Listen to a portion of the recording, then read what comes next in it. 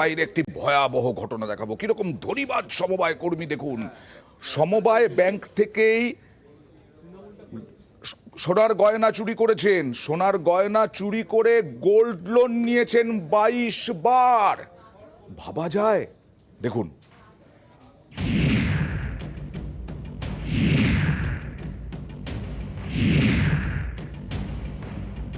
দীঘার দহদয়া সমবায় ব্যাংকের চতুর্থ শ্রেণীর কর্মী মানিক জানা। এই মানিকের কীর্তি নজরে আসতেই সকলের চক্ষু চড়ক গাছ। সম্প্রতি কর্তৃপক্ষ দেখতে পায় লকারে থাকা গোল্ড লোনের 20টি গয়নার প্যাকেট ফাঁকা। বিষয়টি জানানো হয় সমবায় দফতরে। তারপরেই সামনে আসে মানিকের কীর্তি। এই সমবায়ের লকার পরিচালনার দায়িত্বে ছিলেন মানিক জানা। এখানেই অনেকের প্রশ্ন, চতুর্থ শ্রেণীর কর্মচারী কিভাবে লকার পরিচালনার দায়িত্বে?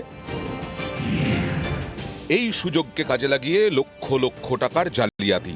সমবায় কর্তৃপক্ষের দাবি, তাঁরা জানতে পেরেছেন প্রথমে লকারে রাখা প্যাকেট থেকে গয়না বের করে নিতেন মানিক, খালি প্যাকেট আবার সিল করে লকারে রেখে দিতেন। এরপর চুরি করা গয়না দিয়ে সমবায় ব্যাংক থেকেই ঋণ তুলতেন। অভিযোগ, এভাবেই দফায় দফায় ঋণ তুলতে থাকেন মানিক। চুরির গয়না দিয়ে মোট 22 বার গোল্ড লোন নিয়েছেন, মোট 33 লক্ষ টাকার লোন।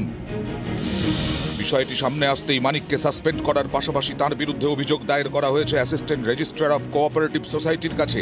এ প্রসঙ্গে এআরসিএস সুব্রত গায়েন বলেন, বিষয়টি তদন্ত করে দেখা হবে, অভিযোগ সত্যি হলে উপযুক্ত পদক্ষেপ করা হবে।